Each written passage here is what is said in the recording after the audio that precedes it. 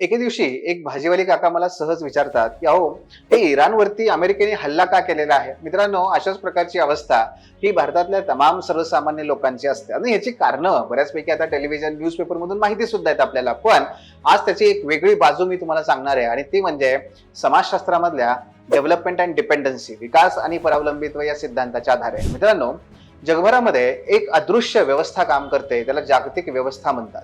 आणि ह्या जागतिक व्यवस्थेच्या केंद्रस्थानी कोर ही विकसित राष्ट्र असतात, तर त्याच्या परिघावरती म्हणजे आजूबाजूला हे सगळे विकसनशील राष्ट्र असतात. ह्या जागतिक व्यवस्थेचं नियंत्रण या विकसित राष्ट्रांच्या हातात आहे आणि त्यांचा प्रयत्न हा असतो की आपण नेहमीच या परिघावरच्या विकसनशील राष्ट्रांकडून कच्चं तेल असेल, कच्चा माल असेल, हा नेहमी आपल्याकडे वाहत आला पाहिजे.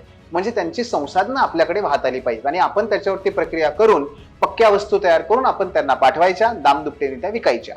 याचबरोबर तंत्रज्ञान असू दे, भांडवल असू दे, या सगळ्या माध्यमातून आपण आपलं वर्चस्व टिकवायचं आणि ह्या परिघावरच्या विकसनशील राष्ट्रांना आपल्यावरती अवलंबून राहायला शिकवायचं किंवा त्यांना बाध्य करायचं. म्हणजेच या परिघावरच्या राष्ट्रांनी, विकसनशील राष्ट्रांनी स्वतः कधी स्वायत्त व्हायचं नाही, स्वतंत्र व्हायचं नाही आणि या विकसित राष्ट्रांचा कधीही आव्हान द्यायचं नाही, ही ती व्यवस्था आहे. मित्रांनो, मात्र या व्यवस्थेला छेद देण्याचं काम, आव्हान देण्याचं काम इराणने केलं.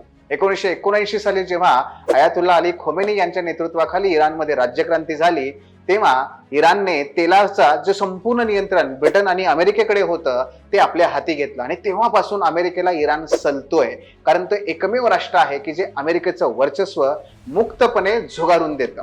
मागे इराक तसाच होता, मागे गडाफी तसाच होता. त्यांना नष्ट केल्यानंतर आता अमेरिकेचा सगळा मोर्चा हा इराणकडे वळला आणि म्हणूनच इराणने जेव्हा जेव्हा आण्विक तंत्रज्ञान असू दे किंवा तेल असू दे याच्या माध्यमातून स्वतःला स्वतंत्र आणि वर्चस्वशाली घोषित करण्याचा प्रयत्न केला, तेव्हा तेव्हा अमेरिकेने त्याचा विरोध केलाय आणि आताचे युद्ध सुद्धा अशा इराणला त्या सत्तेचा बिमोड करण्यासाठी म्हणून हा हल्ला करण्यात आलेला आहे.